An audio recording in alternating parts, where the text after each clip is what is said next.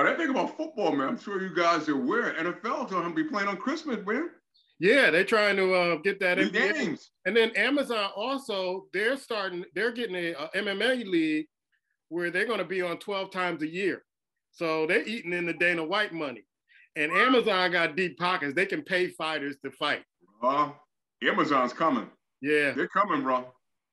They're coming. I mean, when you look at the sports, they got Al Michaels, they got Herb Street. They're coming. I mean, and the NFL is so smart because all it is, even if you play on Friday, it's more money, bro. Yeah. NFL, it's just picking up more money. And if you tell me if you're starting to play on Christmas Day, they're going to find other ways to play and stream the game, bro. That's Amazon's a new source of revenue for NFL. That's all it is, bro. It's new. And you better believe Fox and wrestling are shaking, bro. Yeah. They're shaking. They got to be shaking. And Amazon got deep pockets. They got deep pockets. Because at some point, Amazon ain't going to be the only one. If Amazon is streaming, guess what's going to want to get in the game? Netflix ain't too far behind. Right.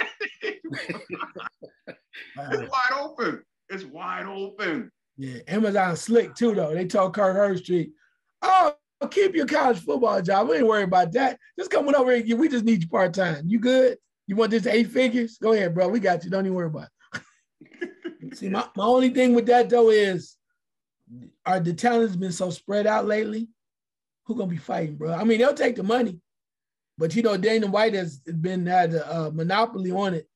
But are we gonna see any quality fights? I think that's the problem. Here's what I think is gonna happen: is that Amazon's gonna be able to offer these fighters so much more money than Dana White, because Dana White's been robbing these fighters for years, and he's like, yeah, they're making a living, but they ain't living like like the boxers who can fight once a year and then make and don't fight a year or so. I think they're going to compete with getting those fighters that are in the UFC, breaking their contracts or whatever, getting these fighters in and paying them a lot more money than the UFC. And it's going to force the UFC to step up paying these fighters, because he's really the only game in town right now. But with Amazon dollars behind these fighters, sky's the limit.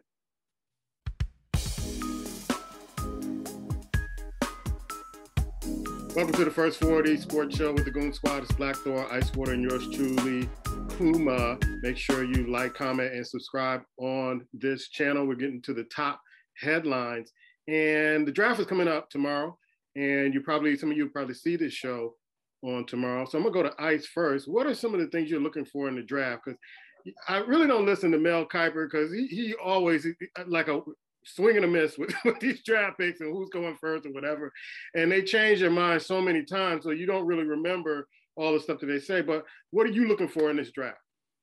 Well, what I'm finding interesting from these predictions and all that stuff is, in the first round, how so many teams are all either going for offensive linemen or they're going to be designated to choose defensive players, right? And I see that, but I'm like, some of these teams need to look in the mirror. The league has turned offensively.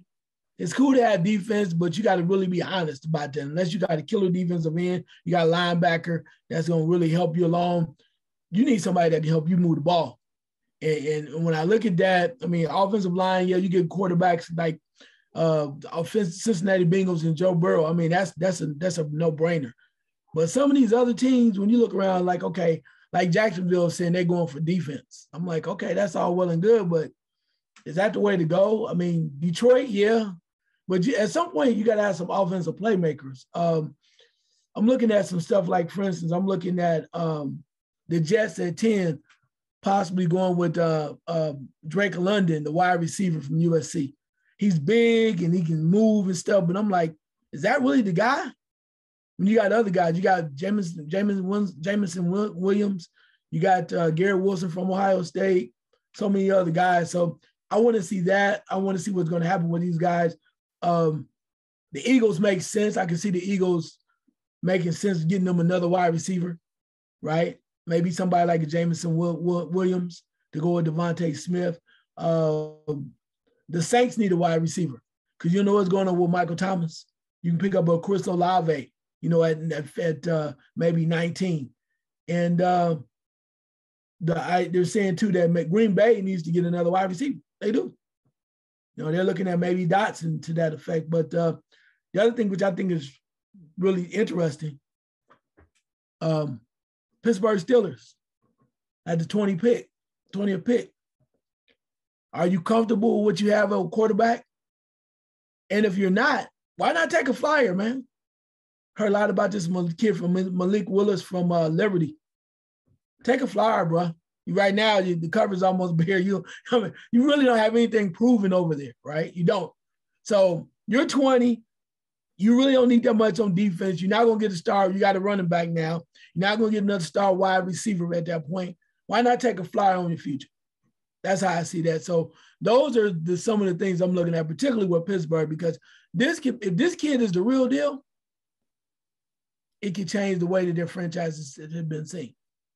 Yeah, I want to pick that up and swing it over to Black. They're saying Malik Willis is like a step below Russell Wilson. Yeah, they say he's a step below. And if you got a step below Russell Wilson, I believe you got to take him because, he's about the same height. They say he doesn't have the big arm, things of that sort. I don't know if Pittsburgh, this is not a real a draft where it lends itself to the great quarterbacks or a great quarterback class. It seems like it's a receiver class, an offensive lineman class, and some defensive stopper class. What are your thoughts on the draft? I can see, Pittsburgh going in that direction because, like I said, the coverage it's not really strong. It's funny because it seems like every year in the draft we're telling Green Bay to take a receiver. I know they lost, what's the name, but every year it's like what we kind of hear. Green Bay going to take a receiver. For me, this draft doesn't have a lot of bite to it. I'm not sure why. Maybe because it's not big names being thrown around that we kind of paid attention to last year. But one thing that's intriguing me about this upcoming draft, there's a couple of teams with more than one draft pick in the first round. And I think for that reason, there'll be some trades going on. I think some teams are going to make some trades and kind of get some players. You got two receivers out there on two teams, Debo to keep an eye on, the receiver for Tennessee Titans. I think we might see them go because I think that teams, I don't think 49ers wants to spend the money that Debo wants. Tennessee doesn't spend the money that the Cat want. I think they offer him $20 million in Tennessee. He wants 25 or 26. So you have a couple of teams that have two, even the Giants. I'm not saying Giants are going to do anything spectacular because they never do. But you have a couple of teams with 2 or 3 draft picks in the first round or maybe a draft pick close in the second round. I think you're going to see some movement going on. I think because of some of the names of these kids coming out aren't that really high up. And then you got the receivers. Everybody don't need receivers. So I think some things are going to happen tomorrow where the first round is going to be exciting with just kind of the jockey in itself. Because I know I believe San Fran is trying to get in the first round. They may not say it, but they have no pick in the first round at all. I think San Fran's going to try to make a move. And if it means moving Debo, they're saying they want to keep him, pay him then. They haven't offered him a contract that he's happy with, and he basically wants to be out of there. So that's one they're going to keep an eye on. Yeah, we talked about this last week about the Debo situation. I thought he wanted to go to another team that's going to use him just like San Francisco 49ers. Then I'm reading later that he doesn't want to be a running back / receiver. He just wants to be a receiver, which would kind of work perfectly or not so perfectly with the Green Bay Packers because they have a tendency to use their receivers running out the backfield. So we talked about him trying to negotiate a better price, but I think what Black says is very valid with San Francisco. Maybe they're using him now since he kind of shared, hey, I want to be traded as a moving chip to get up in the draft, get them some receivers, get them some things they need to try to make a Super Bowl run.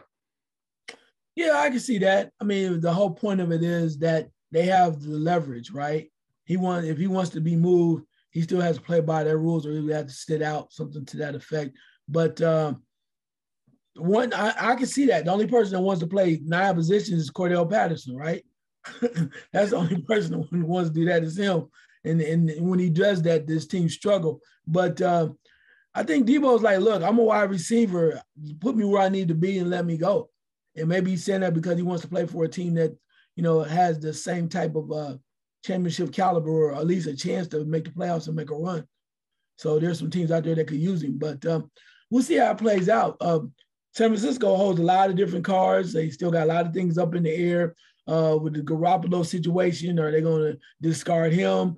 You know, Baker Mayfield still on the heap. I think they would jump at Baker Mayfield as much as that stinks for a lot of people. I think a lot of people would like to give him another chance, but I think teams are they want him cheap, and they're trying to wait out Cleveland from that standpoint. So it's like if Pittsburgh could get Baker Mayfield cheap, I think they do it in a heartbeat. If they can pick him off waivers and they don't have to pay for it, yeah. I mean, what? It's like a free pick. If he don't work out, then you cut him. So I mean, and he's shown some signs. Maybe about 19 years ago, that's why they building that statue down there. Built the statue for him.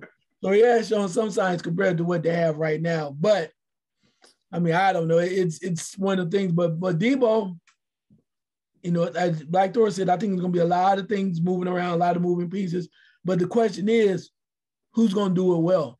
I mean, like you look at the Giants, and when I look at the Giants' 2 picks, they're going offensive line, and then they're going defense some. I'm like, don't y'all still need some more damn playmakers? I'm sitting there going, I mean, wow. I mean, what you going to do with your running back? Y'all going to trade him or he quit or he not ready to go? I guess I'm just looking at that. Certain times in Detroit, it's like, okay, you get the defensive end from Michigan, right? Hutchinson, I can see that too, but somebody got to start making some plays, because if you don't, these same teams that have been down in the dumps and not able to move fast by Thanksgiving, we know who those folks are. They're not going to the playoffs. We know who they are. If they're going to keep doing the same thing, they keep making bad decisions. It's like general managers need to wake the hell up, or maybe fans just don't care. Let them just keep being bad. Again, Cincinnati Bengals went to the Super Bowl this year. Anything is possible. Yeah, then we have to hear Black talk about how the network should take Detroit off on Turkey Day, and it ain't gonna happen, Black. But with the Debo situation, bro, with San Francisco, I would think, and I got to stop doing this, how I would approach it as a player, because as a player, if I'm on the field and I can run the ball and I can catch the ball and run, I'm happy because I'm getting the ball. I'm the man. But this dude is like, nah, I don't. I just want to play receiver, and that's it. I don't want to run the ball. And he did it really well. And San Francisco, benefited from it, but that's not what he wants to do. And then the other question, Black, I wanted to throw to you is, how did Hutchinson and Travon Walker get so high up in the draft? Was it the combines? Was it the agents? I mean, you heard offensive players being high, and you heard about Malik being high and the quarterbacks being high. Then, like days before, this sudden switch to defensive players. I don't get it. Addressing the Debo situation, Debo realizes that if he's to be used as a running back and a receiver, first of all, they're not going to pay him dual salary. He understands that. And I think at second, he realized the longevity of his career will be shortened. That's a lot of hits, bro. He's going to be taking throughout the years, a lot of punishment. He's going to be taking that. Realistically, he may not have the years that he's trying to have in the league. I will say this, though.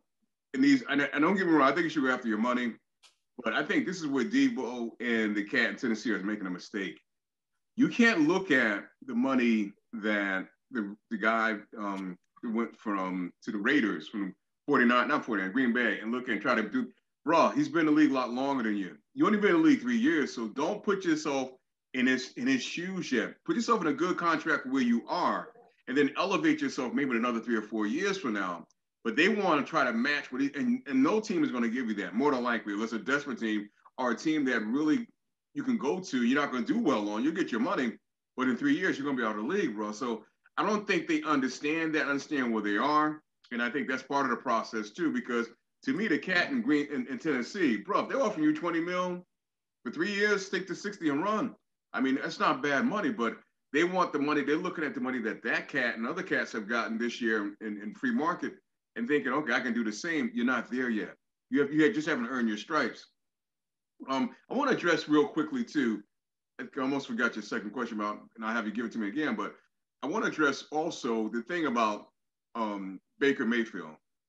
Even Baker Mayfield, to me, a reason why Baker Mayfield is kind of stuck there, beyond everything that he does, people want quarterbacks now that are mobile. He's not a mobile quarterback. He can't move. Those days of standing there and just and people coming at you with the blitz. And so even the Steelers came out and said that's why they went after Trubisky. They want someone that can move. So even when he becomes available, I don't think the demand for him is going to be that high. He's acting like he's going to walk onto a team and be a starter. I just don't see it. I don't see it. So I think that's part of the reason why he's kind of hanging around, and we might see some action going on tomorrow night, but I don't think so. I think the way he handled that situation is going to hurt him. And the mere fact, his play is going to hurt him as well. And he doesn't move. If you don't mind, give me a second question again, because I kind of got a little lost. It's the offensive players that were touted to be like the number 1, 2, 3 picks, the quarterbacks, the receivers. Now all of a sudden, this switch in the last few days, where you have Aiden Hutchinson from Michigan, Trayvon Walker from Georgia, you have Kayvon Thibodeau from Oregon, who's an edge rusher. You have a couple of offensive tackles from North Carolina State and Alabama. Alabama with Evan Neal, and with North Carolina State, Ike Awanawu, I forget his name, or if I'm pronouncing his name correctly. But it just seems like the defense kind of took a shift. And I don't know if it's just the combines or that teams are talking and say, you know what, these are the guys that are going to make our defense pop next year. I think that speaks to me and said that they're not impressed with these offensive players, bro. We can throw a few names out there, but when you think about it, and that's what I was saying earlier, it doesn't have that jazz, that bite. Naming offensive players that just wow you got to have. I know the cat from Alabama, he's hurt. When you think about it, I mean, he's hurt.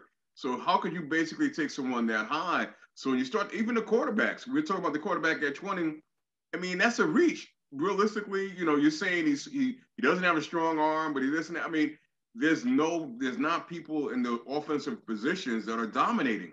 Therefore, these teams are starting to go, you know what? If that's the case, let me grab some good defensive players. And even though it's an offensive league, let's not forget, that Super Bowl was won by a defensive player, bro. The offensive, what's name, Ramsey, well, don't get me wrong, but Aaron Donald put that Super Bowl away, bro.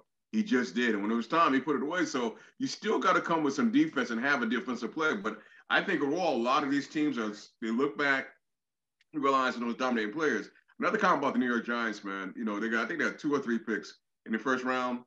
The Giants actually believe, their owner came out and said, only thing wrong with that team, they had injuries. I'm like, I don't know what Giants team you're watching, bro. Because they believe they're talented enough and they're just as good. And that's the problem. And they think this quarterback is good enough. He just haven't had players around him and injured. I'm like, I don't know what you've been paying attention to. But you're going to get the same stuff you've been getting for the past couple of years. No matter who they draft in the first round, bro. Their mentality is all wrong. And they should have blew that team up big time. I mean, you know, there's teams out there that wanted the running back. Buffalo, get rid of him.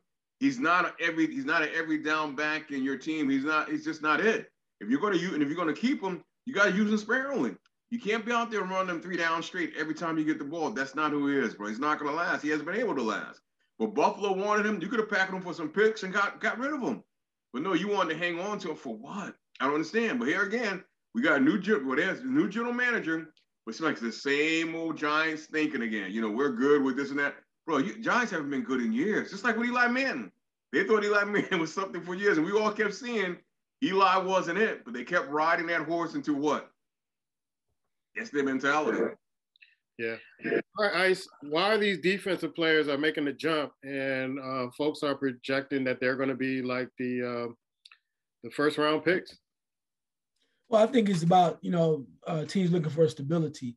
Defense, when you see guys that are playmakers, they usually have a higher upside, and most teams now are looking for offensive players that have the sexy picks. There are a lot of sexy picks. Blackthorn mentioned that too. But I think from a wide receiver standpoint, some of those guys, there are playmakers. Like, I might be biased because I watched him all year long, but Garrett Wilson's a playmaker. The one knock on him is they said he's small and he doesn't have the strength. But hell, I know a lot of scat backs. You would love to take Tyreek Hill right now. He's that damn good. He was showing you that when he was in high school, when he came to Ohio State University and got into the program. And once they got him right, he just started picking up and going from that standpoint. So, I just think that from the defensive standpoint, you know what you're pretty much getting. They're going to come in. They need help. You need stops, and they can make plays, help their team along. So I think that's what it is. At least on defense, it's kind of more not guaranteed thing, but just certain things you can kind of count on. Because defense, you play defense, you know how the skills associated with it, pretty standard. But when you look at offense, you got to have that little twist. You got to have something special to the point of where they go, wow, you have to do that other thing to be a force. And I don't think a lot of teams seeing that right now. So they're going the other way and sticking with the defense. All right. The bottom line with defense, Black, is tackle the man with the football. Now, you don't need to know no plays. Just get the man with the pigskin. President Mark Emmert announces his retirement, Black, and how does this affect the future of NCAA? I think it's a good thing, man. I think it's a good thing. I think for him, too, he's kind of seen that things are changing. They're changing fast. There's an evolution going on in college sports, bro. And I think he realized that, or maybe the people around him realized, you know, you got to go. You got to go. That sport is changing. I mean, a lot of things we talked about a few years ago, some of it has come to pass, bro, and it's going to change even more. I mean, the cats are out the bag. So, with that being said, his old, you know, slow, methodical ways of doing things, and he said a lot of wrong things the past few years, bro. Just think about it. He said a lot of wrong things. So now you got kids thinking about going elsewhere, doing this, doing that. They need someone in there that speaks more innovative and kind of basically move the NCAA along in an innovative manner, and he's not it. He's just not it. There's some things that he spoke about that shouldn't happen. Guess what? Under his tenure, they happen. So it's like it just shows you he's out of time. He's out of date. You know, he's really out of touch. So I think all that caught up with him, and it's about time. Someone said to him, "We might think it's better that you move on." Yeah, I kind of see that the NCAA sees that they're behind in the game with college sports and with college players. Players are able to earn money. They're able to get in the transfer portal. And I would have thought that the NCAA would have been more proactive in some of the things that they should have been doing for college athletes, but they kind of felt like they were the only game in town. They can do exactly what they wanted to do, and nobody would say anything to them, or that they didn't have to make any changes. Their product stood the way it stood. Yeah, part of it though is the game is changing, as said earlier, and NCAA is getting left behind, because when you start to see them develop and kids, players, should I say, student athletes now getting more opportunities and things are opening up, it's showing you too. You hear from a lot of other media types that there's a chance that another organization could be formed by some of the schools. And, you know, you got to realize NCAA is a governing body, right? It doesn't really control anything. It's at the, you know, at the destiny. This destiny is kind of decided by the schools that play with it. You know, they don't have to. They can, you know, like Pac-12 can do their own thing. The different ones can come together with their own governing body. So the NCAA realized this is happening. So in order to change, you have to get some forward-thinking people, and they haven't had them in there in a long time, if you want to call it that. They got lucky in a lot of ways, but they've always been the organization with the big gauntlet. You know, it can drop down the gauntlet on you, and you got to do what we say. If you don't do what we say, we'll suspend you. We'll do this and that. But a lot of stuff has been going on. The only thing that they've been letting run wild, I say, and I'll say this earlier, I say it once, I'll say it again, is they let March Madness run wild. March Madness is wild as hell. Yeah. NCAA basketball. And because the money was too good. So it was like, well, we talk about the whole point of, we've said that before about investigations and stuff, and almost like it don't matter. So, and this has been happening for a long time. I mean, a very long time. I mean, hell, right now, some of the stuff they talking about, we heard about the FBI and all these wiretaps and stuff. Hell, they make Jerry Tarkanian look like a choir boy. I'm serious. I don't think they never had Jerry Tarkanian on tape talking about how much money he was going to give for a player. You know, it's just so he looked like a choir boy, and he ended up getting paid anyway. So to answer your question, I think NCAA is knowing that it has to change with the new laws coming up, NIL, and also with the other opportunities, particularly in basketball, where players can go play in different leagues in different places, and you got endorsement type deals for players that, for instance, a high school player can go work out and train for a year, and Adidas will give him $1 million to just kind of work on his game. It's like, damn, for real, is that what they're doing now? But that's what they've done. So they go out and they get sponsored. So if you're a top-notch player, you can get that type of money. So the NCAA knows it's behind the 8 ball. Mark, Emmert is whatever doing his thing, he's an older dinosaur fossil. They need some new blood, man. it'll be interesting to see how they move forward. Yeah, I'm looking to see what innovative ways or how they get back in step with today's college athletes or student athletes. Let's go to the NBA and the playoffs. And wow, I would love to see a more spirited series between Boston and Brooklyn, but it just wasn't meant to be. I said all year that I just didn't believe in Brooklyn's defense, and Boston came out with the dogs. Even more so, my pop, who doesn't watch the NBA, they were talking about Boston and Brooklyn so much, he tuned in to watch it. And so that's a miracle within itself. I called him and I expect him to watch a baseball game. He was watching a basketball game, and we were watching it together late. He was like, oh yeah, Boston's gonna win this game. Boston's gonna win this game. And I kind of looked at it, is that, Brooklyn didn't want it in the last two games. You could just see it. You could just see that they just didn't want it. They just didn't want it. Maybe they're just trying to get out the season because it's been a nightmare season. And I knew they were done when Kyrie Irving said after one game that the team just doesn't have chemistry. And I'm like, wait a minute, dude, you haven't been playing with the team. How can you step up and say something like that? It's almost like he's not self-aware about how he's contributed to the situation with Brooklyn. But they get swept by Boston. And I've been saying for the last few weeks, I don't think teams want to run into Boston right now because they're playing that well. Your thoughts, eye test on the playoffs, Brooklyn's breakdown, and then the shakers and the fakers in the playoffs right now. Yeah, let's stick with Brooklyn.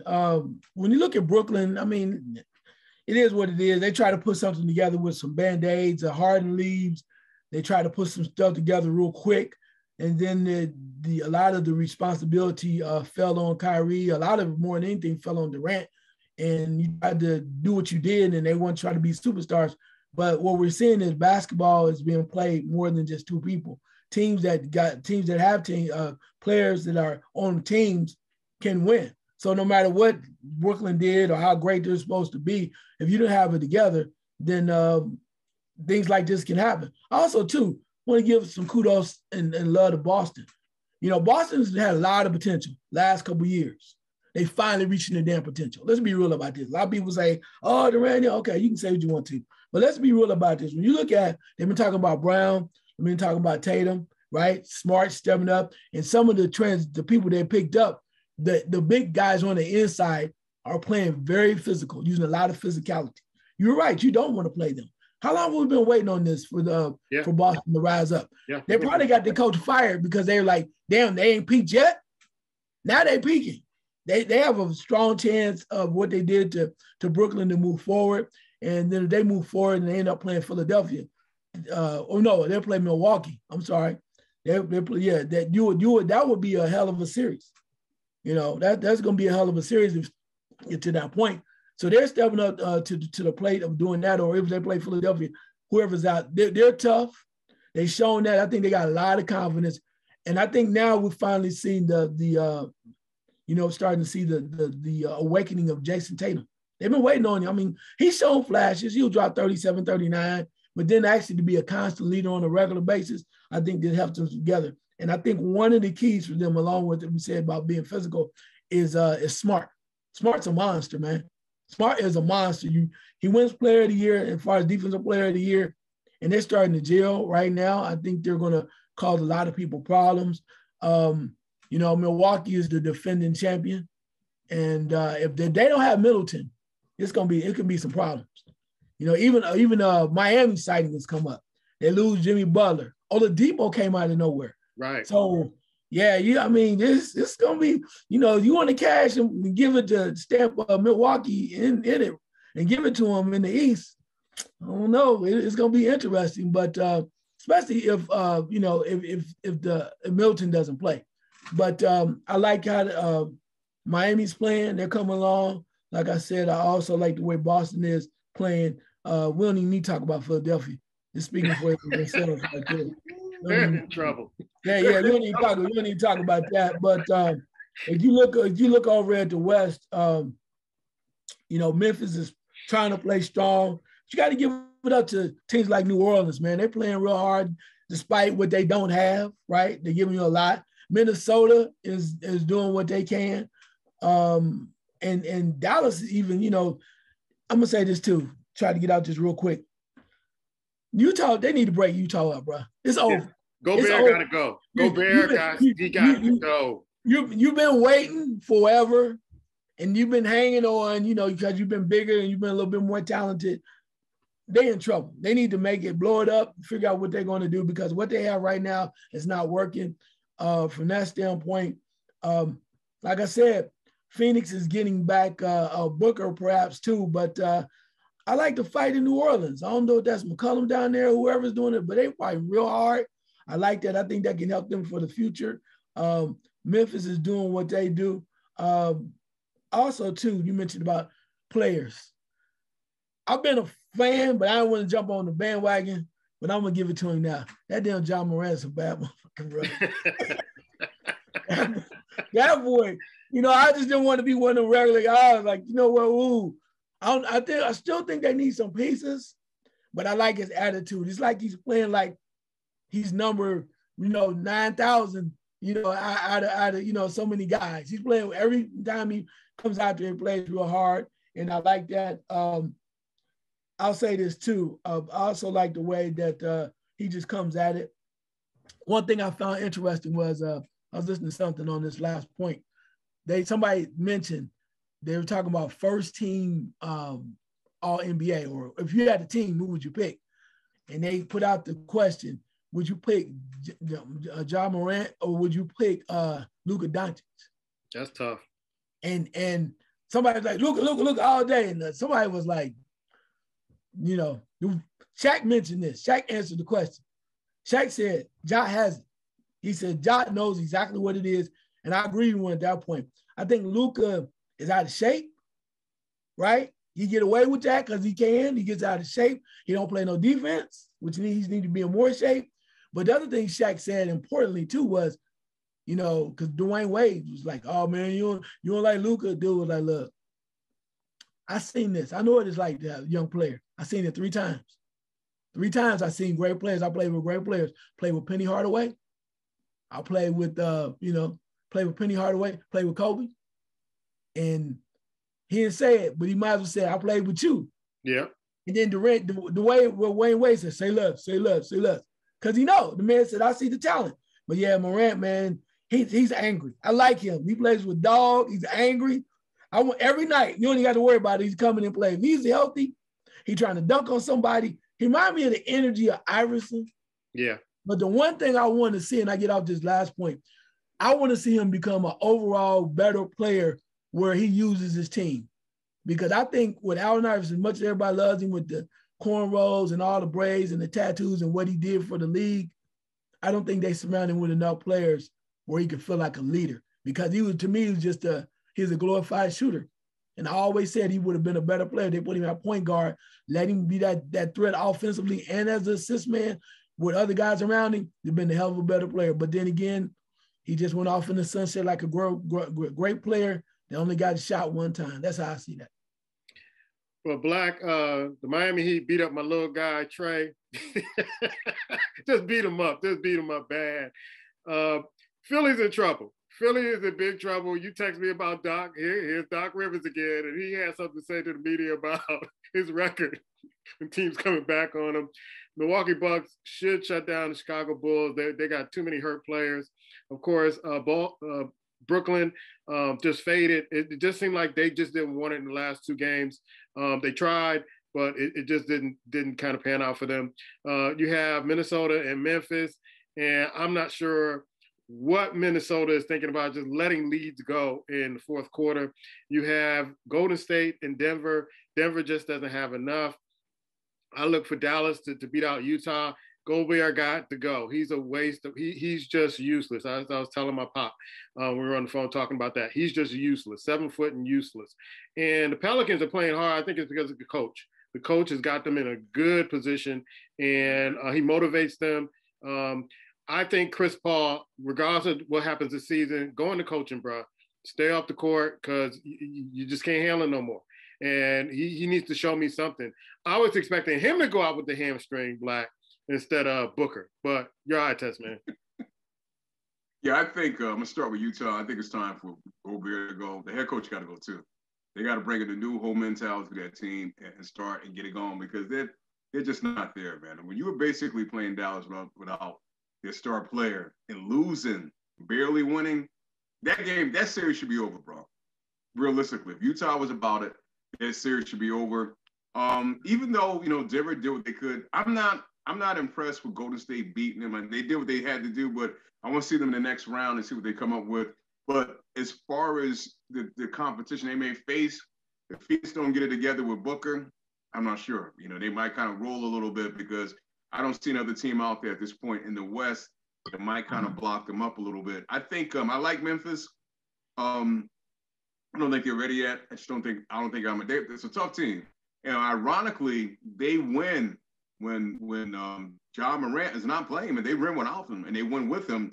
But I think they still need a little fine-tuning. I think they'll play Golden State if they go up against them well, but I don't think they can be Golden State or Phoenix in a 7-game series. I just don't think they can. And probably more so due to a lack of experience, more so anything else. I agree with you with Chris Paul. I said that last year.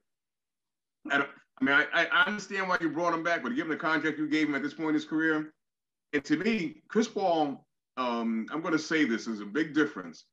But I look at him, and Chris Paul is great when the lights aren't bright. When the lights get bright and things get tough, kind of disappears, bro. And that's been his career, as far as I'm concerned. He has this great name. And for the love, and I texted you this yesterday, too. I'm going to go back to Minnesota real quick. Minnesota got to stop this mentality like, y'all did something. Y'all ain't done nothing yet. They have done nothing. And you got what's name silence in the crowd when you make a 3-point shot, well, you should be shooting anyway. And you got a guy coming to the bench, you got a center coming off the bench on Memphis that's outplaying you, and you're doing this, bro. What are you doing? And Russell, man, I'm sorry, bro. I mean, that shot he took at the end of the game, you got to be kidding me. And these players got to stop this. Every time they do a layup or something, and you miss, looking at the referee looking for a foul, play. Get to the point where they should just start giving out technicals if you talk to the referee, because I'm tired of seeing that. And then they're complaining when you're fouling people left and right. You go to the replay. How do you don't think you foul him? You smack the hell out of his hand. So that to me is starting to bother me a little bit. I don't understand how you say the Nets gave up. The Nets got their ass kicked, bro. They knew by the second game they wouldn't win that series. I mean, they had little hope the way they lost the first game. But here's what I find interesting about the Nets is that if you looked at the play, even the last game they played, in the first game they lost, when the ball was coming down the court, KD did like this. He didn't try to run and go back. Having Irvin did like this. They didn't move. They make no attempt to play transitional defense. None.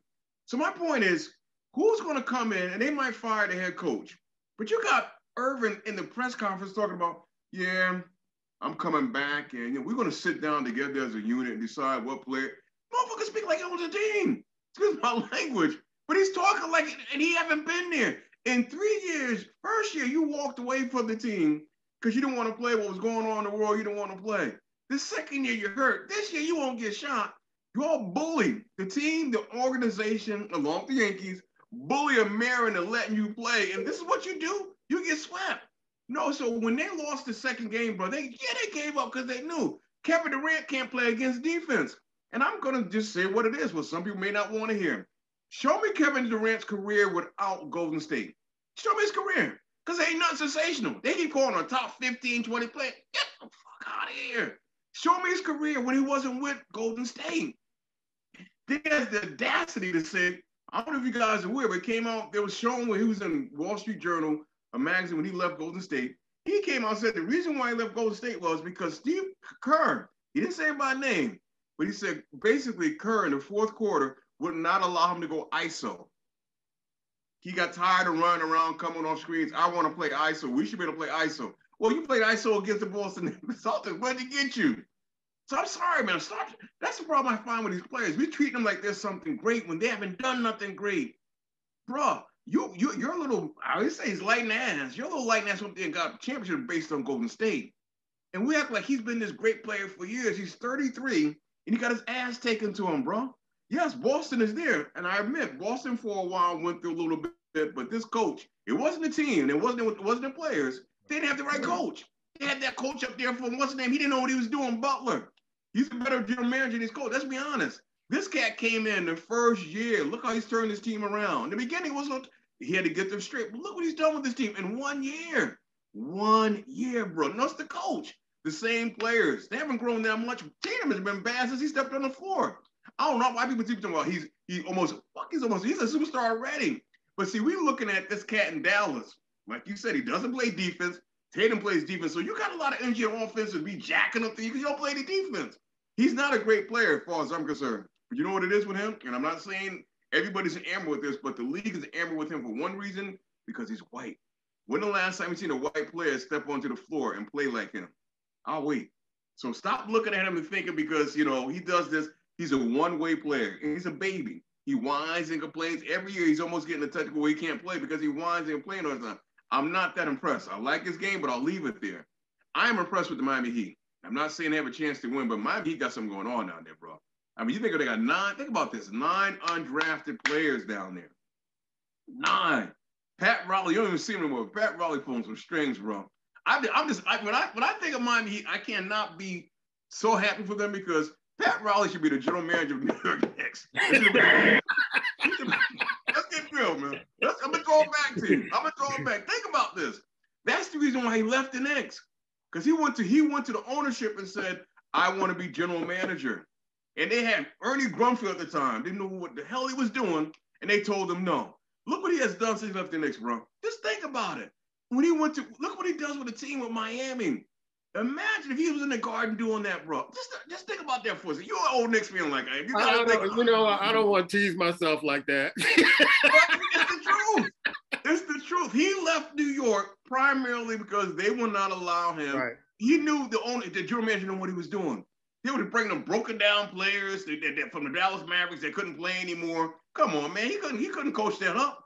So I'm looking at them going, bro. I mean, they got something going on, bro. Miami Heat got something going on. I mean, Boston, if anything to me, this playoff first round has shown you the East is starting to come back.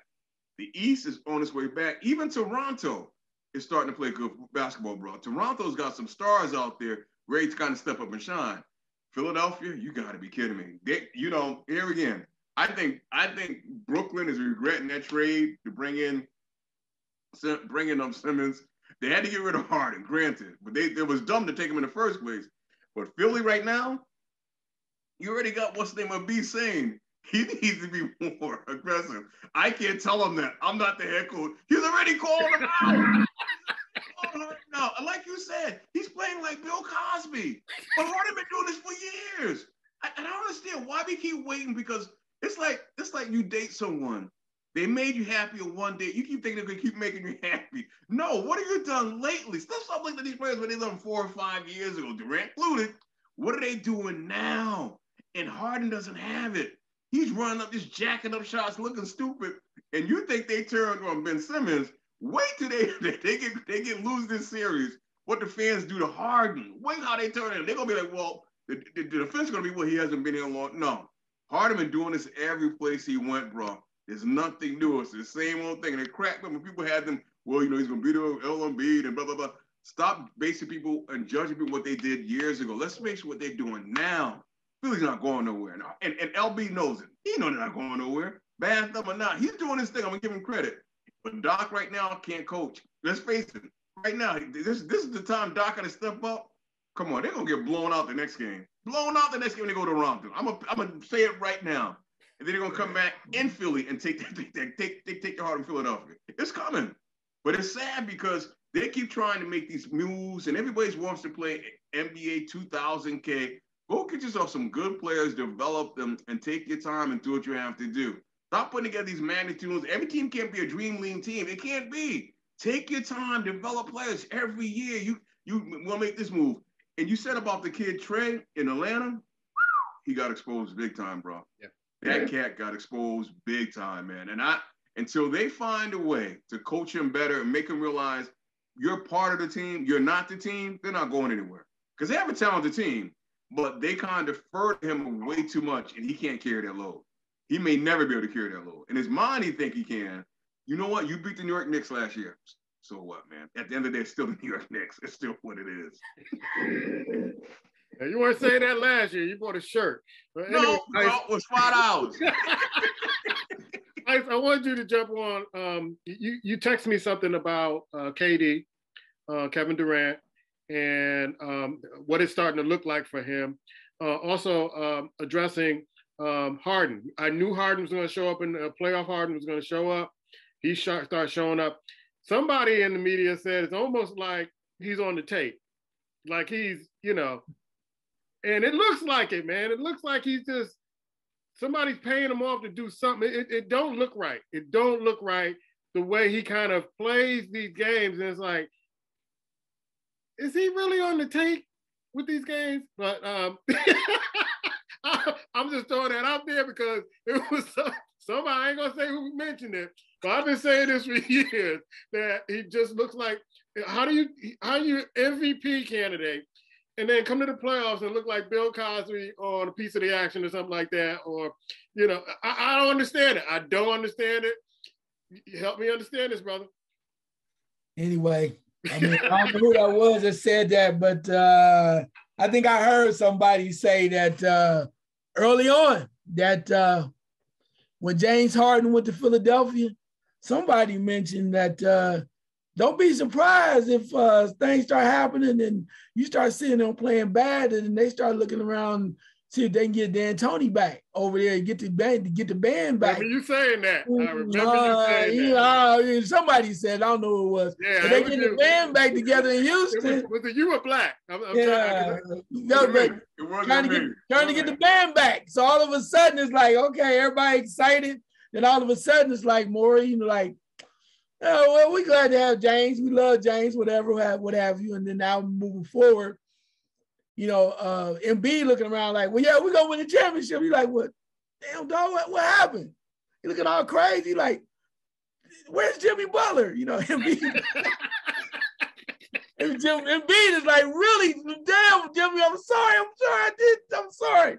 But I don't know. All I can say is what we're seeing. I think it started when Brooklyn, they traded him, and he went up there, and Brooklyn went up there and whooped that ass with a 1.5 players, right? They went up there and got in their ass, and then it showed you that more and more and more he started disappearing. And now it's at the point where that if they do lose, how convenient would it be for them to get rid of Doc Rivers? Because Doc Rivers had this trouble with the Clippers, having trouble now, and then also too, they had to have James Harden, and you got rid of the Steph Curry move was crazy. I know you had to give up something, but when he's right, Steph Curry can play. He's a hell of an asset. I think he's going to help Brooklyn if he still stays there. And Drummond looked like a brand new man when he went over there for about 15 games. So with that being said, I mean, all you can do is watch it. And how apropos, unless D'Antoni, I think he's up for the Sacramento job and somewhere else. Unless he gets snatched up quickly, it'd be so easy to bring him in because it makes sense. You want to see Harden play again? That's Harden's guy. You bring the band back again. The Embiid had to get in. The only thing about that is Embiid gonna have to get the ball up because when Harden with his man, there's only one volume scorer, bro. Only one. So you might hear Embiid crying and wanting to fight Harden because you know where them shots is going, man. You know how the shots is going. But you mentioned about KD, man. I mean, it is what it is. I mean, he's out there, and granted, a lot of people don't want the fact that he went to Golden State and he won, and that he needed that. I get that. But it's been, along with him and LeBron, it's been 17 years. This is the first time, like in 17 years, he and LeBron have not made it past the first round. And that's what it is. I think what Brooklyn has to do, in one way or the other, I think it comes down to brass tactics of them understanding the team. You have to create a team and surround them with people that want to play. And granted, I don't care how great Durant's trying to be or great Kyrie may be, but you got to have people that can hit open shots, people that want to be there. And it might be people that don't cost a lot of money. You got to do that because when you look at what Boston did, Boston went out and got White from San Antonio. They surrounded themselves with other people that wanted to play hard. As it was mentioned, they had the nucleus before, but you got to surround them with people that want to play. Does it guarantee that they're going to win games? It does not. But in order to be in a better position, you have to have a team. I've always said that. You got to have chemistry. I said it before. Everybody talking about how great Allen Iverson was, but when he played with Philadelphia, he did not respect the guys he played with. He just kept shooting the damn ball. And when you respect them, you pass the ball, you move around. You have to respect them. And what the Brooklyn front office has to do is bring in people that play hard and want to play hard. It does not guarantee anything, but you got to put yourself in a better position. And I said this from the beginning. There's a reason why when they're letting these players dictate who they want to play with and all that stuff, doesn't always work. The one, like, you know, even now LeBron catching him, because this time it didn't work. He brought in Westbrook or whatever. But know this, and I said it before, back in the day, general managers controlled how things are. Now a lot of players are doing. Back in the day, this is factual. You think I'm BSing? Google it. When Magic Johnson and Larry Bird entered the league, that's like 79, 80, right? All the way up to the early 90s, there were 7 franchises, 7 teams that won championships. You can go look that up. 7 teams. Why? Because the smart general managers made the right moves and they won. So these players are going to go out here, they want to play with their boy or whatever. If you don't put the right chemistry together, you're not going to win. Some teams try to get lucky, but I'm telling you, 7 teams from 79 to 80 up into the 90s because you make good, solid moves. And some of the general managers that still have a clue, even though they might jump on and go, oh, yeah, we hooked up with such and such and such, they still understand chemistry. You know, there's a reason, as I get off this last point, there's a reason why when the LA Lakers had Kobe and Shaq, everybody thought they should have been so more dominant, but it took a real damn coach to come in and go, look, y'all great players, but y'all ain't got no rings. You got to understand how to win. A lot of players don't know how to win, and a lot of coaches are afraid to coach them. And the general manager's not doing what they need to do to get pieces. Look at the damn Bulls. The Bulls they had a superstar in Jordan. They had a superstar supposedly his co-pilot in Pippen. And then they always had surrounding pieces, a shooter, a rebounder, and like a 3-headed monster at center. Phil Jackson went to LA, did the same damn thing. It's a piece of puzzle that you understand. You have a puzzle and you fill in the pieces. It's about chemistry. That's how you win basketball games. As much as I love Will Chamberlain, no one man, not even Jordan, won championships by themselves. Yeah, I'm going to send it over to you, Black, because I know I'm going to give you the last word on this one. Okay. You know, to me, if Brooklyn really wants to be a team, you got to get rid of Irving, bro. You got to get rid of him. We said that when remember when folks were like, is Irving going to the Knicks and all that? And we were here on the show like, we don't want him. No. He basically, even talking about Boston, when Boston had a setback, it was caused by Irving. And I said this years ago, when he was in Boston, they should got traded him. That year he was hurt and they went to the finals. He didn't like that. He's not at peace with anybody other than himself, bro. And he wrecks situations. And you think about general managership in Brooklyn. This is how this happened. Irvin went there, and then they didn't even talk to Durant. Durant called Brooklyn and said, I'm going to come play with you. What type of BS is that, bro? You don't put a team together like that. So now they thinking that they run the show. No, they may not have wanted Durant, but how do you say no to him? Because Irvin wanted him. How do you say no? You got to get rid of Irvin. And then you tell Durant, this is what we're going to do. And if you don't like it, we'll get rid of you too. But Durant won't leave. And I see Durant play without Irvin with these players. He's not bad. But Durant got to get in his head, you don't have to be the man and get 40 every night, bro. We don't need that from you every night. And you going out getting 40 and 50, you're not impressing us. No, we want to win. They got a team right now. Those guys can play. You look at what's the name?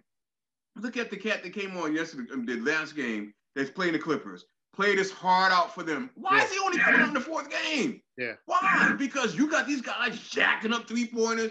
You got to move the ball around.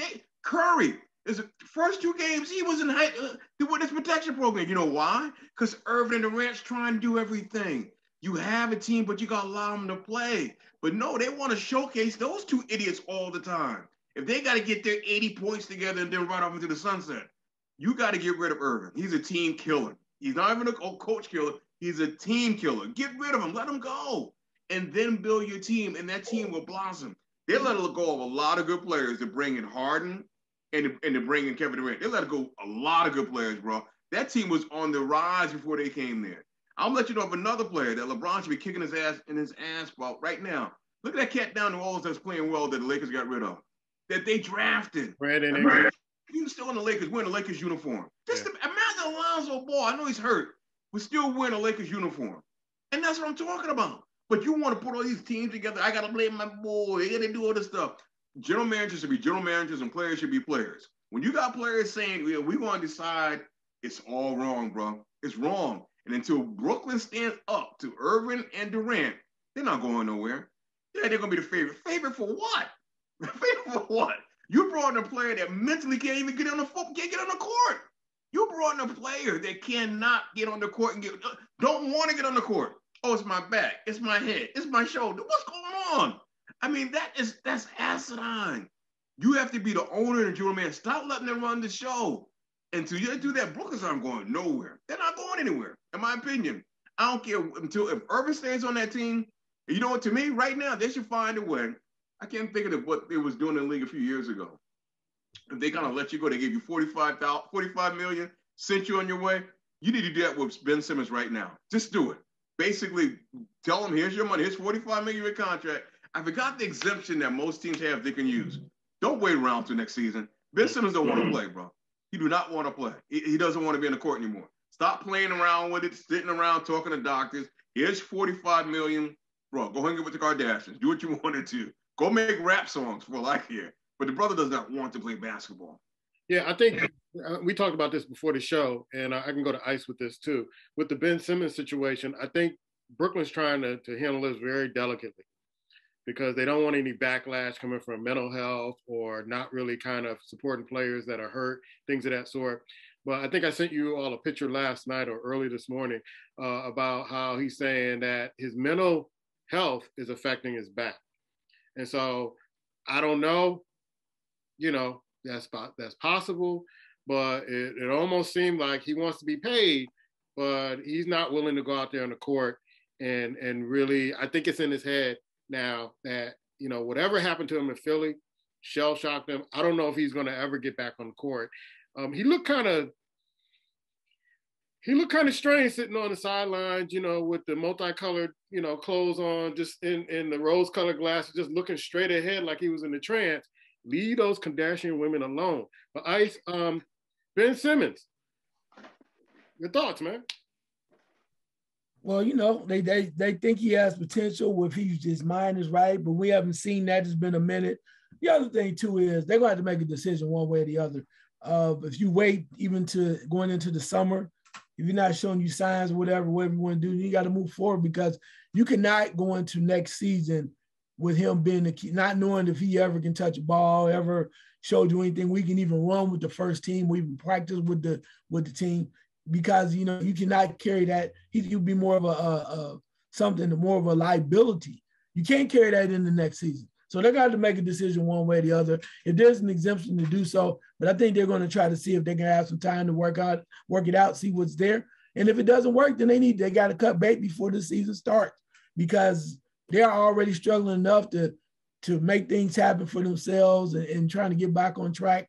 And it was a horrible year for them, with Harden saying he wanted to leave. And even when he stayed, it doesn't matter. It would have meant that they would have done anything anyway. But the whole premise of it is it was a disaster for a year. So to carry Ben Simmons just because he has to show something, some signs of something. He has to be on the court. He has to be playing. Doesn't have to be fabulous, but he has to have his mental together. And if he doesn't have that, then you might have to cut bait on him. You have to let him go. But he has to show that. And if he really wants to do it, I mean, we watched. I'm trying to think of the young gentleman that had. I wouldn't say he had from same. Orlando. Yeah. That was like Fultz. Markelle Fultz. He was at Philly, and then they traded him to Orlando. Yeah, and they kept saying they diagnosed him. They went to 19 million different experts, and then come to find out, they said it was in his head. He couldn't shoot the ball. It was shoulder was going a certain kind of way. But whoever they talked to or whatever they did, he eventually made it back to the court. Is he going to be an NBA All-Star, NBA great? No, but he's playing. He's playing. So if you don't, and that was a long time. Philadelphia could not wait any longer because the fans were going crazy. They couldn't wait any longer, so they shipped him to Orlando. So at least has some type of career. I don't know if they need to go back and talk to that guy that helped him or whatever, but they need to figure out the babying is over. If he's going to find a way to play or whatever. Brooklyn particularly has no time to waste. If he's not going to be an asset, he has to go. I mean, that's what it is. And again, I still say from the beginning, when you put up guys like that and you tell them how great they are, you put them on a pedestal, and then you keep them on the pedestal. And again, I still say his ass is out of position. People say what they want to. I play basketball a long ass time. And everybody, there's only one Magic Johnson. Only one. Only one Magic. It's the reason why a 6'9" guy played the point. Now, it's opened the door for the Durants and other people to bring the ball up the court a little bit, shoot some jumpers and throw a couple of dimes. But nobody to this point that I've known since we've seen Magic has ever been like Magic Johnson. Only one. So if you get enamored in the fact that dude 6'10", 6'11", and he dunking on people at AAU games and doing all this other stuff, throwing the ball off the glass, and then he play a half of season at LSU, and then you want to crown him a king, like they doing Luka Doncic, you think he should be in top 75 after his second year. Damn, let him run. Let him show us a little something extra. You know, that's the problem with the media now. They want to jump on it. They want to crown everybody right now. You got to earn it, man. You got to earn it. And I still say you put him in a position, fragile. Ben Simmons is not the only fragile player in the NBA. It's a lot of fragile dudes because that's the way of the world now. Everybody, you know, you talk to them too loud or whatever. Everybody want to go into a corner. And then if you say something about them, then there's a problem about we attacking his mental health. What the hell? Man, yeah, that's why suicide is so high right now. Motherfuckers can't go against nothing. They can't deal with nothing. They can't deal with anything. And I'm sad to say that, but it's real. It is real. Sometimes you just got to teach them. You got to be tough, especially when it comes to money, because people have expectations when you give them a bunch of money. Fans like, well, damn, you got all that money. You can't make a layup. I'm just saying, man, it's right there. Yeah, I'm Ben Simmons' new nickname. I got a new nickname for him. I'm calling him Cousin Emma, because bro, you gold bricking. You are gold bricking from Sanford and stuff. You gold bricking, bro. You want to get the money and you gold bricking. Whether it's in your head, I may get in trouble for this, mental health, whatever. But bro, you gold bricking. They show you in practice all the time shooting. Same with Zion, shooting, slamming, dunking. You gold bricking. Y'all gold bricking, man. This generation. The league is allowing it. Yeah. The league is allowing it, bro. Which is sad that the league is allowing it. And I want to, if you don't mind, double down on what I said, because what it does is it's forced people like us to kind of try to walk around and talk on eggshells, and we shouldn't have to. No. We know what we see, bro. We know, it's like you said, we know when it's real. And again, if Zion could get his fast ass up and dunk, why aren't you even playing, bro? Your team's in the playoffs. I don't understand it. I mean, if you could Reggie Miller said, give me 15 minutes. Give me 15. I don't understand. You dunking it, but let's get this real though, bro. Let's take this back. Who did that for 2 or 3 seasons years ago? So this ain't new. It got paid. Yeah. You know what I'm talking about. I can't think what's his name. Played Chicago Bulls. Yeah. It's the same stuff, but they allow these young cats now in the NBA to basically choose what they want to do, eat the food, whatever they want to do, and pay the millions. And it's sad. At some point, you got to be a man. You're taking on man responsibility. Act like a man. If you got mental health issues, go deal with it and then come back when you're ready. Don't be sitting on the sideline dressing like Emma, like you said, whatever. Go deal with it, bro. Nobody wants to hear, oh, my mind is hurting my back.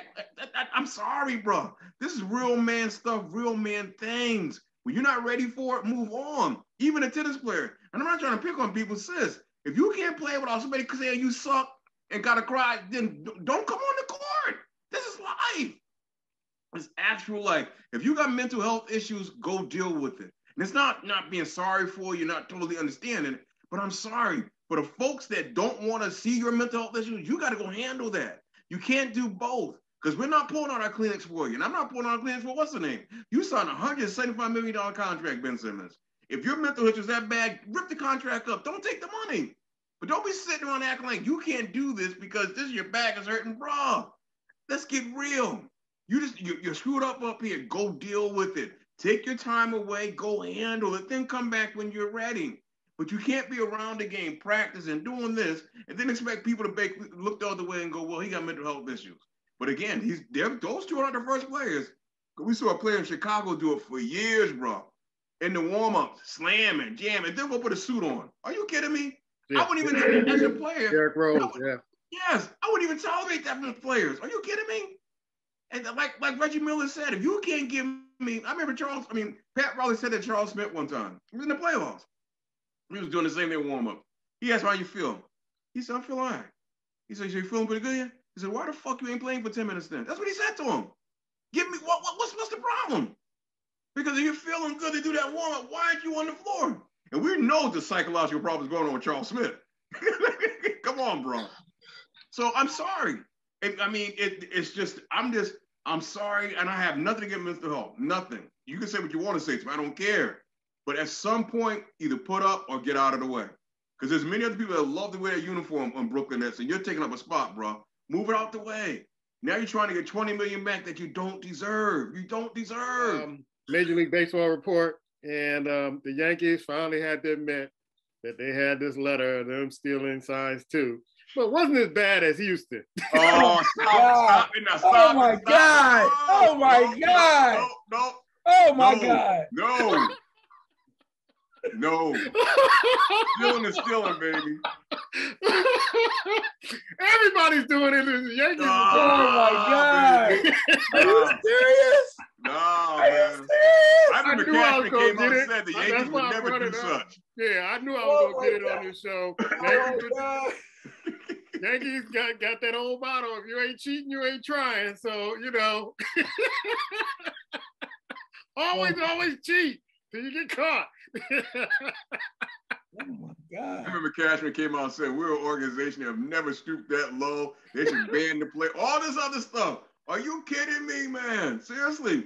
I said that to a Yankees fan today. Well, it wasn't that. What do you mean it wasn't that bad? What? Because of the Yankees? You like the Yankees? Oh, no, not that bad. We all got the same memo to die down a little bit. Wasn't as bad as so. But we got caught. But wasn't we were like them. It wasn't that bad. At least he wasn't banging on no trash can. Really? Oh, my God, man. Take it away, bro. Man, we're going to stay right there. We weren't banging on no trash can. I mean, it is amazing. Everybody's like, ooh, you see what they came for Houston. It was like it was a lynch mob that was coming. Oh, they got to be this, that, and that. Houston ought to be banned from the league. They ought to be turning back all their championships. Yeah. Everything they did not earn. They're just cheaters. And then you have former players. Yeah, they was cheating. It's like, really? Judases.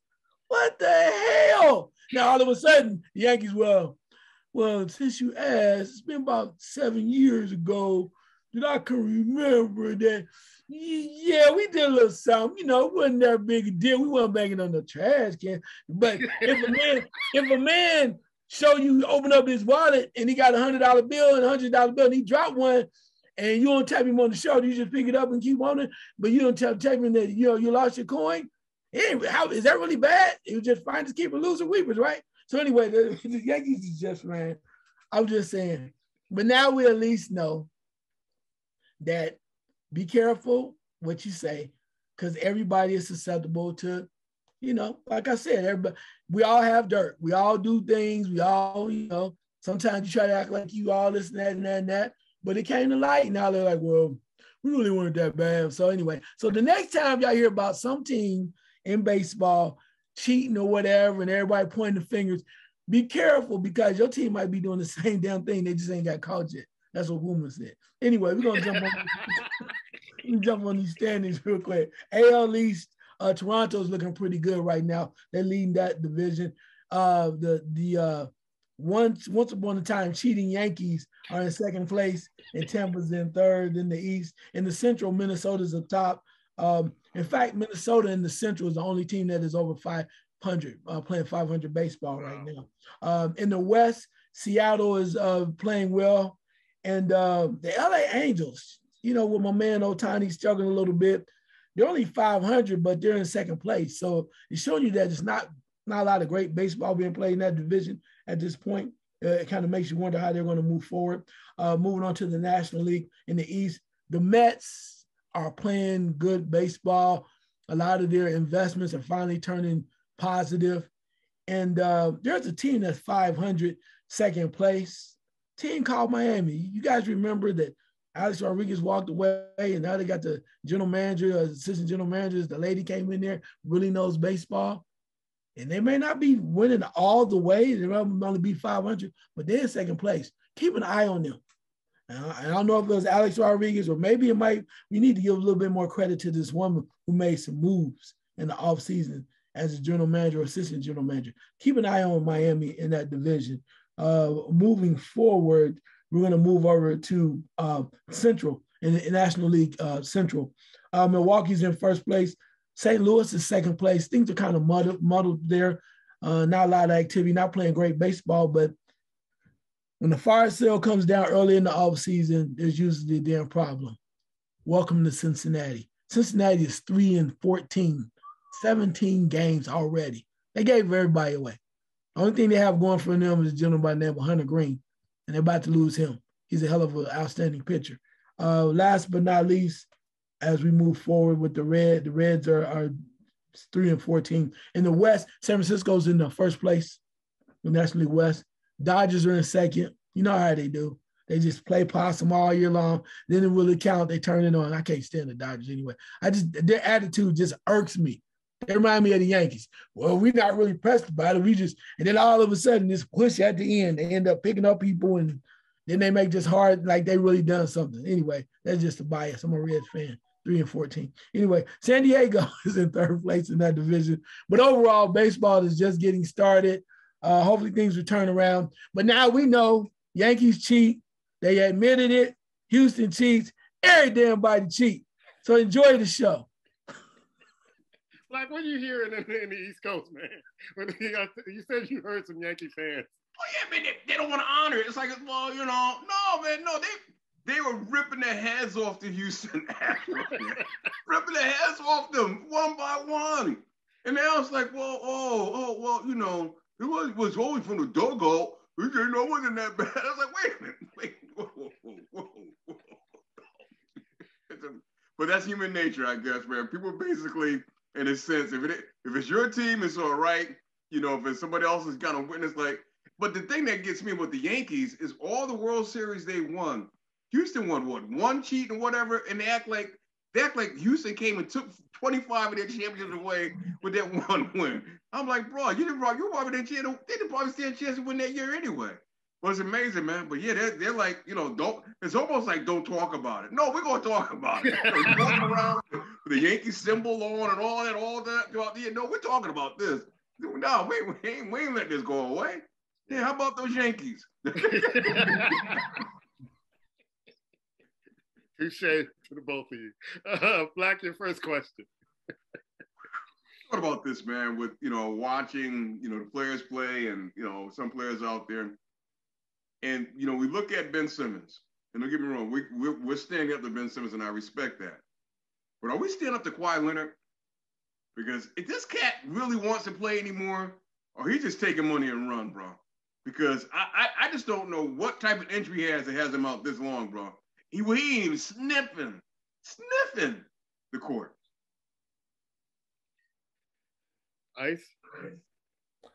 Well, I mean, I guess you can look at it in a number of ways. But the one thing Kawhi Leonard has done, Kawhi Leonard has won championships. And he's helped teams win championships that needed a leader like he did with Toronto. He helped them put it on his back. And I think that's what the Clippers are holding on to as well. Not sure if he will bring a championship to the Clipper land, but their owners probably like, you know what could you done for us this year? And I think, and I'm not saying this right, but it is what it is. When he had the opportunity to go to think about, Kawhi says, yeah, I can bounce because really I got the option. He said, I'm signing an extension, which means I'm going to be here. So the owner was like, well, hell, you need a year off? Go ahead and take it. We'll be here. We'll be here. You're going to be healthy, right? Paul George's going to play, but you're going to play like he got some sense. And Tyrone Lewis, we're going to put some more people around you. Man's coming on. All right, well, you just need a year? Oh, don't take that year. Don't take them bananas. We'll be here. Anyway, I'm just saying, bro. I think they're willing to wait. because they believe in it that they have potential, and he's a proven winner at some point. He's won championships. Somebody else, not so much, but he has won. So I wonder, like, well, hell, could be worse. Here I got my money. I might as well wait. I paid for it. I'm gonna call it Ben Simmons' new nickname, Gold Brickism, man. A lot of these guys are gold bricking, man, and you know they don't want to play.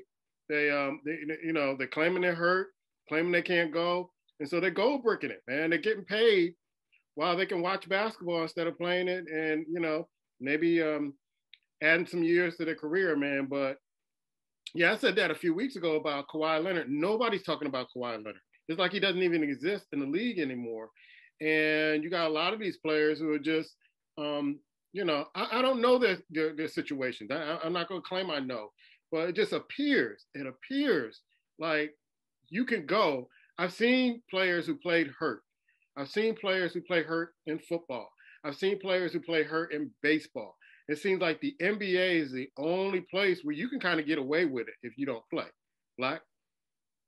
You're right, and that's what's going on here, bro. I mean, I like Kawhi Leonard. To me, Kawhi Leonard's a gangster. He's a quiet gangster, bro. He just is. He's a quiet gangster, and he basically, in my opinion, like I said, he signed the extension. He realized he here again put the team together. He made them trade players. They get what's the name. He realized he's not winning with the Clippers. He didn't know where else to go, so he decided, no, I'll take the extension. But just think about this now. What is he going to give you came back on the court anyway? He's been away for like, what, a year and a half? Mm-hmm. He cannot step back on that court and be Kawhi Leonard. I don't think so, not what he was before. And he's aged, so I think he's back in LA. He's comfortable being home. He's doing what he wants. I don't think the motivation is there for him to play anymore. I don't think he trusts that team. He doesn't trust Ty Lue, but he's just being shrewd about it. I don't think he wants to play. I think he's happy to pick up that money. And until the owner, who, he has big, deep pockets, until he basically confronts him and say, what's going on here? He's not playing, bro. Yeah. He's not playing. I wouldn't be surprised if we don't see him on the court anymore. Wow. Because the man hasn't spent a dime of his money. Yeah, he's a miser. Yeah, he's a miser. Exactly. So, and if he comes back, what is he playing for? What is he, what would be his motivation if he came back and played basketball? There is none. I mean, you have 2 championships. How many championships? He's not like LeBron. I got to try to edge out Michael Jordan. No, he has 2. He's proved to himself that he can play. What are you coming back for? They're paying you anyway. And if they decide to let you go, they got to give you some of it. So I don't know. I just don't think we're going to see him again, bro. I don't think he has the motivation. I don't think he wants to be out there. But I think that, sports world in general, something we should talk about. Stop acting like it doesn't exist. Stop treating him with kid gloves and acting like he's something that, you can't talk about Kawhi Leonard because he'll come out and get you. He got his henchmen. They'll come beat you up. No, let's talk about him and call it out, bro. It's the truth. Absolute truth. Because to me, he's one that no one says anything about. And I don't care when he won a championship, but the truth is he's stealing money from the Clippers, as far as I'm concerned. Yeah. Shout out to Ty Lue, man. He did a heck of a coaching job with the Clippers, man, because their Clippers were bare. And he showed me that he's one hell of a coach, because when he was with Cleveland, it was almost like he was kind of overshadowed by LeBron. And I think I said this last week with you and I when we were talking, but yeah, he showed me a lot with this Clippers team and what he can do on the coaching end. Ice, your question? Yeah, we talked about the NCAA earlier about Emmert stepping down and them needing new leadership. Do you have any idea who you would like to see in that position? Because it's a very strong position, one strong with lots of power. And this next person, if they get it right, could put themselves on the map. Black? I think they got to go with somebody younger, bro. They got to find somebody younger, a good communicator, but somebody younger that understands and has the pulse on the younger athlete in general. And the way that comes to mind, but you got to go with somebody younger and understand that, things have changed. And these students basically, you'll be able to speak to them in a certain way. And you got to be able to speak to them, not even speaking to them. And that's the type of person who has to take that job. You got to be a great communicator, someone that can market, help market it as well. Because there's a lot of slush going on in college sports, bro. A lot of sports. So you got to be a great salesman or a saleswoman for that matter, where they give it to. But they got a year. Take your time And I would suggest don't move anybody up. Don't go out there and do your work and really find someone, do the canvas, and really bring someone in that's going to basically have a vision for college athlete sports for the next 10, 20 years. And that's the person you want to put in that position. I think they have to have somebody who is a great business mind to steer this, because it doesn't seem like the president going out had a business kind of vision for the NCAA. It's almost like he was trying to hide that the NCAA is a business. It's truly a business. We all know it. It's no big secret.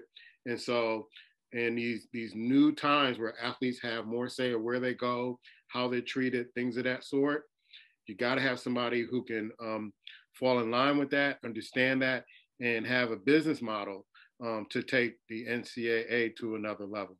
Ice? Yeah, they mentioned something about Dan Gavitt, who runs kind of like NCAA basketball as far as like the March Madness. Thinking that he's a little bit too close to it and a little bit too older. They talked about Val Ackerman, who's running like the Big East commissioner. Also, too, she was the first president of the WNBA. But I'm gonna throw a twist at you, because I think you need to have somebody that understands hierarchy. Somebody put a good, strong base together, right? People that get things done, and somebody that understands what's going on. Also, somebody that has a love for sport. So they can put the right people, put a great organization together, and get people in there, some movers and some shakers getting it going. So, this person was on the college football playoff committee. Y'all gonna laugh at me, but I'm gonna say this because I know who you're gonna say. Yeah, and this person been to war, bro. I want Condoleezza Rice. I figured you were gonna say that. I think she understands the whole thing, and if she can protect this government, she can't change up college sports. She loves sports. So she knows it. They mentioned when she was on the college football playoff committee, she was so in tune, knowing all the stats, knowing what was going on. She was in tune. Nobody said she has to do this by herself, but I think a bright mind, she's a brilliant person, attended Stanford. She has it all there, and she's a very strong business person and a great orator. I'm telling you, you want to change this thing right and get it right where people are happy and going to do right by the athletes. I'm rolling with Condoleezza Rice. I'm glad you dropped her name, man, because I wasn't thinking about that. But in essence, we might salute her soon on the show, because in a roundabout way, I say this because you're right. She's very talented. I think she'll do well. And the stigma that she carries is not even hers own. Right. Especially with Black people. It's not her own. It's only because George Bush found her. And Black people didn't care too much for George Bush. So because they didn't like George Bush, they didn't want to like her. So a lot of times Black people looked at her and didn't like her merely because they didn't see who she was as a person. They just saw that George Bush was fond of her. And for that reason alone, she got some stigma that she didn't deserve. All right, Black, you got another question? Yeah, man. It's interesting. We were talking about baseball earlier with the Yankees. And, when I look at the highlights sometimes, I caught a few highlights of baseball. I was watching the show, they might do some highlights, and they throw the stands on. And from what I could gather and what I could see, there's nobody out there, bro. There's not a lot of people out there in the stands. Maybe I'm seeing the wrong games. Maybe I'm not. But if I'm baseball and I'm the commissioner of baseball and they just had this semi-lockout, whatever, walkout, dugout, whatever, would you be a little concerned with that when you look around and realize that people are not coming out? Ice? I would be, but a lot of times the people that with baseball, the season ticket holders, they buy their stuff in advance. So you might not see them at the games because of what's going on with, certain things with the pandemic. They're saying certain areas are, the rates are coming back up, right? So I would be, but I would be checking them ticket numbers, checking them ticket prices, seeing people buying stuff. And we know what that is. We know how baseball rolls with TV. The main thing for baseball, as I said to you before, with your wife, the strike lasts about 72 hours. So they about their money, bro. So at some point, if you don't see a lot of people in the stands when it comes to the playoffs and stuff start heating up early on, they're gonna come out and they're gonna spend the money, because people just like to say they can go to the ballpark, eat some Cracker Jacks, drink some brews and do what they do. That's what baseball fans do. even the ones that were the franchises are not doing well. Texas Rangers. Anyway, but you go places that got brand new stadium, ain't playing worth baseball worth the daggone. But I think part of it is baseball fans will come out. They will come out. You may not see it right now, but don't you worry. Oh, boys making that, they're making that money. It may not be on the surface, you may not see it, but it's a reason why that strike went like that. You're like, damn, Yankees like, oh yeah. And to the point, this I'm gonna let you know how serious this is and how much the fans care about baseball. Blackthorn, you made a great point. You said Brooklyn, they made the mayor change. Brooklyn had nothing to do with that, bro. That was the damn Yankees. The damn Yankees made it happen. Brooklyn was crying all year for Kyrie. Oh, we could just have Kyrie. Yankees said, you know what? We got about half our squad ain't vaccinated. Yo, fam. And then the Mets too was like, yeah, we on that too. Soon as they said it, the brother, all right, we're gonna let the science and the numbers show us it. And somebody made the call, you need to go ahead. One of them starting Brendan said, hey, you know what? You need to go ahead and change that. And how ironic is this? I get out this point. The Yankees made that change. Not only that, we were so concerned about COVID, the mayor was, his ass called COVID his damn self. Really? Yeah. Baseball has deep pockets. And when you start seeing the end of May, June, and July, that's when you're going to see attendance up when the weather is warmer. I know in Chicago, it's still in the 30s, 40s. People are not going to be standing out there watching baseball when that wind is coming off the lake and stuff like that. No, they're not going to be watching baseball during that time unless it's a rivalry game, things of that sort where they want to see. But, season ticket holders, and I know some here, sometimes they just won't go to the game. They'll give their tickets away or, life circumstances, doesn't let them get out there and watch every game. But those seats are spoken for. And baseball has some deep pockets. That's why they can do a lot of things that other sports can't do. Even though the appearance of it, they don't have folks in the stands, they hold a lot of weight and they have deep pockets. Think if you don't believe me, look at the owners of baseball teams. Those are some rich folks. This is just a hobby to them. And if they can make some money in the meantime, they'll do it. And they'll do it in advertising and television revenue. Black? Yeah, I know that's where the bulk of the money is in advertising and TV rev, but it's just interesting to see. I agree with you two gentlemen that basically when the weather gets warmer, things tighten up. But I was just wondering, based on the 72-hour strike that they had, maybe the fans were rebelling a little bit. That's all. Not at all. Ice? There's rumors that the top they've cut the list to the top 3 candidates for the job in Sacramento. One of those names is Mark Jackson. Do you think he will get the job? Black? No. I don't think so. I think it's political to put his name out there to act like you're partner, that you got him down and he's available. Because right now, Mark Jackson, for the past couple of weeks, he's been somewhat of a PR move to kind of get him a job. Not everybody, some people have been pushing him out there and kind of trying to get him out there. So for that reason, it's, you kind of feel like, you make it seem like he's part of it. And I'll say this, when the last time you hear coaches in the NBA, you hear who's the last 2, the bottom 3 or 5, you don't hear, that's not normal routine, bro. So it's almost like it's a PR move. They act like, yeah, we got him in. But usually when they hire coaches, even sometimes in the NBA, in the NFL, who goes in and kind of basically interview. Using the NBA, you just find out who they hired. You don't hear who's on the list, top 3. You don't hear it. This pop up. So to me, that says right there, that's more PR. Now, if he gets it, congratulations to him, and I'll be highly surprised. But I don't think so. I don't even know what the other 2 people are, but I would have to believe that even where the league itself don't want Mark Jackson back on the sideline, bro. I just think that, and I'll say this, and it's partly because his stance as the man that he is when it comes down to the gay issue. That right there, I believe is going to kill Mark Jackson. I could be dead wrong, but there are more gay players, there's more gay assistants in the league now than there was when he was head coach of Golden State. They may not be out, but they're in there, bro. And him in the league, that's just not going to go well. The league has moved on since Mark Jackson was a head coach for Golden State Warriors in that area. And if you throwing him back out there or putting him back in there, from a league point of view, I don't see it.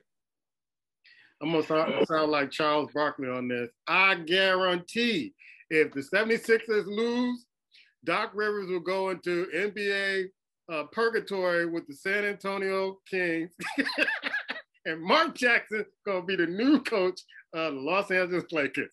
I guarantee.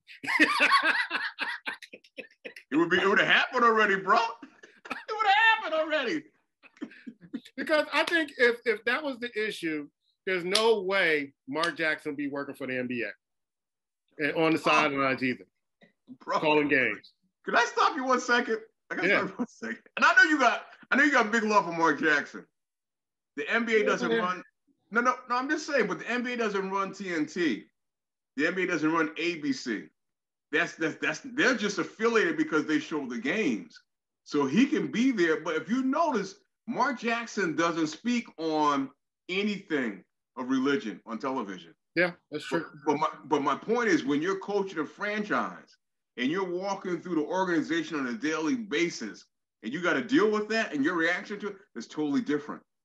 It's totally different. So, and my thing is, here's to me where he could help himself. When they were talking to Reese, I saw him on an interview with Shannon Sharp. He doesn't want to address nothing. Oh, I could go, bro, you need to come out and talk about these issues. And that's what I'm saying. That says to me right there, he hasn't humbled himself. I'll be surprised. But, if LA Lakers wanted him, he would be that coach already. What are they waiting on? I mean, let's be honest. What are they waiting on? Yeah. I'll just give it to you. With all that LeBron talked about and whatever, he would be the head coach. I think they was trying to get Phil Jackson to come back, but he don't want it. Ooh. I really do. I think she was trying to get Phil to come back. But they're not hiring Mac Jackson. Here again, I could be wrong. It will be the first time, but that to me is his sticking point. No one's saying he can't coach. But if you go back and look at the damage and how he was to an organization when he was under Jerry West, bro, it speaks for itself.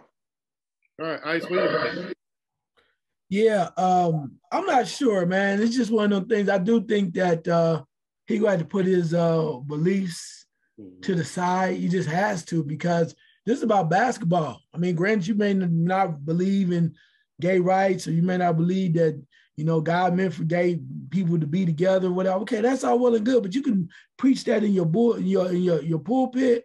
You can preach that at church, but this is a place of business. If you want that, you have to respect people for who they are, right? And you're trying to save souls and then whatnot. You can do that on Tuesday night, or Wednesday night is Bible study.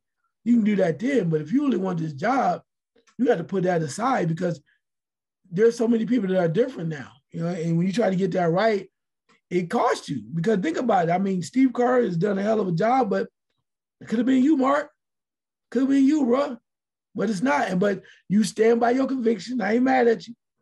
But we still had that old song, whoa, and Mark had just kept quiet, whoa. He could have been, whoa. He could have been the next great one, whoa. With Golden State, won all them championships. He was the creator, the innovator, whoa, whoa. And that's how they go. But that standpoint is, it's not happening. You mentioned about the Lakers. As you mentioned, if LeBron wanted him, they wanted it to have been done. This is how desperate, I wouldn't say desperate, I guess you call it desperate. The Lakers wanted Phil Jackson, you mentioned. Phil said, y'all burned me the last time. I really wanted the damn job. Y'all didn't want me, so y'all turned me down. Ain't no way in hell I'm going to go back to Colorado and get my smoke on. So I ain't messing with y'all. But on the flip side, they're literally considering rehiring Mike Brown. Yeah, Mike Brown. He was down there for a while. They said he was a little slow on the offensive end, but LeBron, like, well, hell, we won a lot of games. Maybe Mike Brown, he cool. Mike cool. We like, Mike cool. So if they ain't thinking about Mike Brown, Mark Jackson, man, just keep announcing, bro. Yeah. All I'm saying is, if Isaiah Thomas could keep getting jobs, and in his own words, it might be crazy enough to work with Mark Jackson with the Lakers. But where has Isaiah been lately? Yeah, that's true. In the booth. That's what Mark Jackson in the booth. It's comfortable in the booth, bro. Stay in the booth. Yeah. Last second shot, Black. Ooh. I'm gonna go back to some things I kind of said earlier, man. These players, man, have to realize when you sign that contract, you're getting away with it. So you know what? I can't be mad at your hustle. But as a man, your name should speak for something. When you sign for something, it should speak for something. And you owe it, I would think, to the game, to the people that came before you, that played with injuries, that went out there and basically set the standard and set a foundation for you to come behind NBA players. So if you're going to you're going to sign the contract, when you step on that court, give it what you got, bro. Give it what you got. And if you can't get out there, you can't get out there. But if you can be out there a little bit, you should be out there. I mean, realistically, think about the players that are coming behind you. Think about what standard you're setting for them. I know you don't because you're selfish. You only care about your brand, but maybe you should because the Bill Russells, the other players, they thought about it for you and they help you prepare to be who you are and to make the money that you're making. It all didn't happen just basically of a blinking eye. There's some levels to this. Understand the levels. All right, Ice. I'm going to go back to an earlier point. NCAA, man, quit playing around, man. Go on and give Condoleezza Rice that job. She breaks all of the stereotypes, all the modes y'all talking about, and she's accomplished. Also, too, hell of an athlete. She loves football, loves all of the sports, is in tune. Also, too, she's one of the few people that doesn't know that down there, she's one of the card-carrying members when they had to break the mold, that crap down going on in Augusta. She's on the board, bro. Right. She's a hell of a golfer. So she know the game. And she saved us from war. She wasn't on the side you wanted. But if you like Colin Powell, he was on that side. A lot of people didn't enjoy it. You got to give her some love. You got to see for who she is. She had to do what she had to do. I just think she'd be a great mind for it. She would surround herself with great talent, and they would go to work. And they will put the things in place to make the NCAA stand up and also make it right for the players to receive what they're due. Also, too, she ran the business of discipline.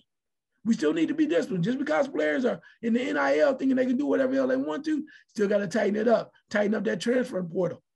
Look at that from that standpoint. I looked at it the other day. I was like, hell, Ohio State had 16 players transfer. 16, 13 on the defensive side because they changed defensive coordinator, brought in Jim Knowles from Oklahoma State. 16 transfers. Wow. 13 on defensive side. So either something was wrong or somebody about to get exposed. So either Ohio State gonna be solid or it's gonna be a mess over there. But 16 players from Ohio State football transfer in the same damn summer. Wow. Bruh. Yeah. I got two actually. Amazon. You're gonna like this, Black. They are trying to push for a NFL game on Black Friday. So while the women are shopping till they drop, men can watch football on Black Friday and just sit on the couch without the yakking in your ear on Black Friday. She'll be out all day long and you can enjoy some football. And then as far as the Yankees go, as a Yankee fan, they go by this motto: win if you can, lose if you must, but always cheat. That's the Yankee motto.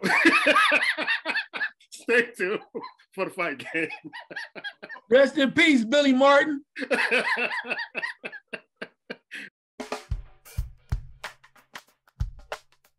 It's the fight game with Ice Water and Puma. Let's talk about the heavyweight fight. Maybe Tyson Fury's last fight against Dylan White. Won in the sixth round TKO. I said last week that it's almost like Anthony Joshua is afraid to fight this guy, but that's not stopping Tyson from making money, coming up with fights. Your thoughts about the fight? I thought it was, a typical Tyson Fury fight. Me and my boy Ed, I was watching it and I'm like, this guy's too big and too unorthodox to kind of be where he is, but he makes it work for him. And he pulled this off.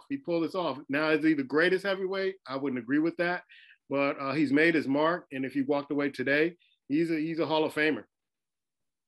Yeah, and I think he's shown you that after he was able to earn those victories over Deontay Wilder, right? Who was supposed to be the, creme de la creme at the time. One was undefeated when they first started, and he was able to take those shots. That now that Tyson Fury believes that he's the guy, which he is the guy. He's not afraid of anybody else. He took down a bully. in Deontay Wilder. And then in White came in, actually we tried to come in some of the best shape of his life or whatever, but Tyson Fury just wanted to show you that I'm on that next level, bro.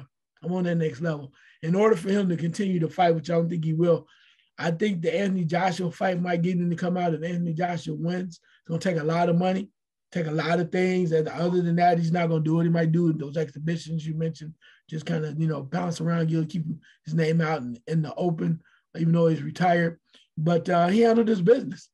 And the way that he knocked out White is like, y'all already know. He talks his stuff. And he said, if you don't believe me, I know I talk a lot and I'm got the gift of gab, but I'm showing you on the next level.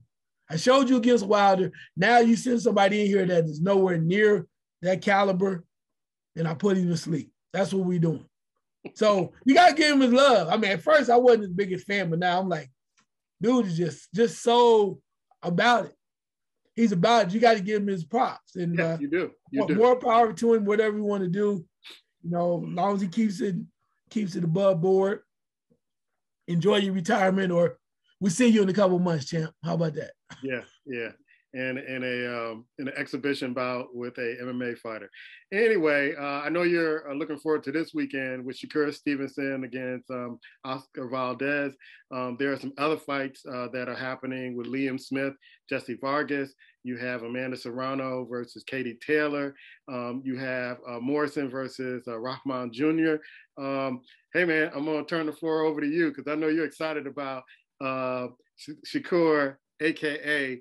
Icewater's son, fighting this weekend. Yeah, my boy coming in. My boy fight this week. That's my boy.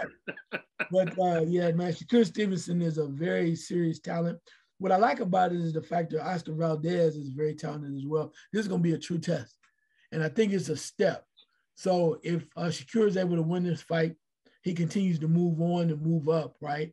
And he said that he's going to continue to, get things right in his division, and then he's going to gradually take steps up. And then when he starts taking steps up, he's going to be facing some of the top fighters, like at 135 and maybe even possibly to 140 down the line. But he's going to start to really show you that he belongs in a certain area to play with certain people. I mean, being that, to go against certain people. So with that being said, this is a real test. And he's not backing down from anybody. He's going after it.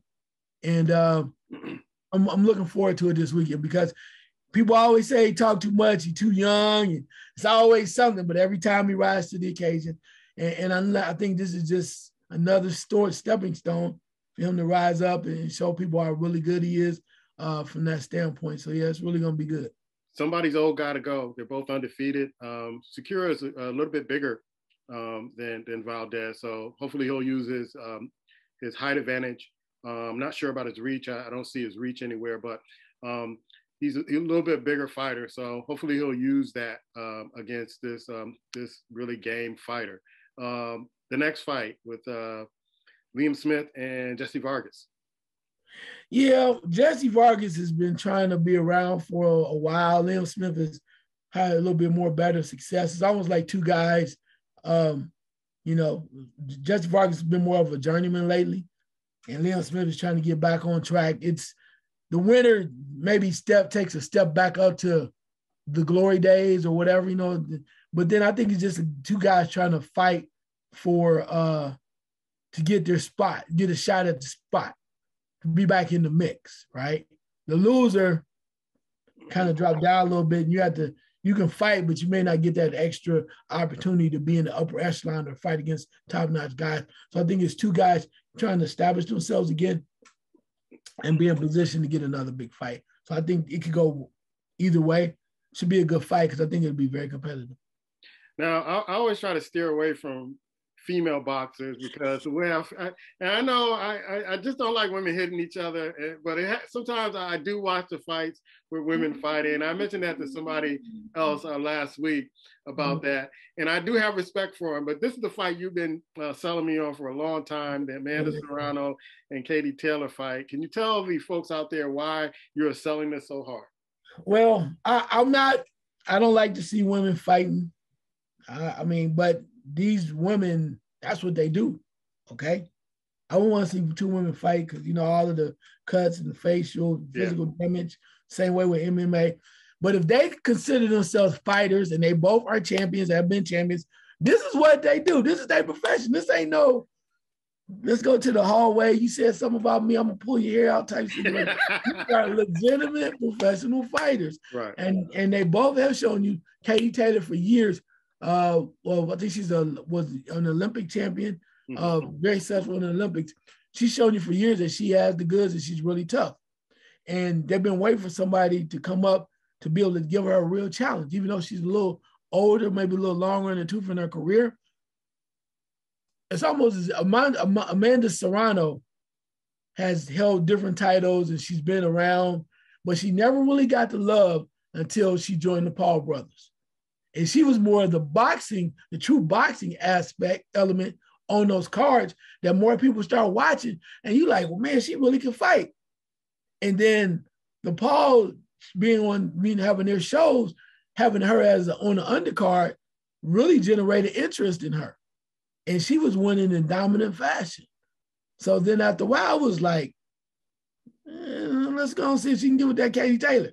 Now you got a fight that people go, yeah, I want to see that fight. So I think it is finally an opportunity for both these women to get some justice and some love, even though they're fighting on the same day as as another major fight, Shakira Stevenson and Oscar Valdez. Still, they're going to get some love. I'm telling you, I think people are going to be watching both of them. They're going to tune in for Shakira, but also they're going to be peeking over at the Katie Taylor, Amanda Serrano. They're both tough women.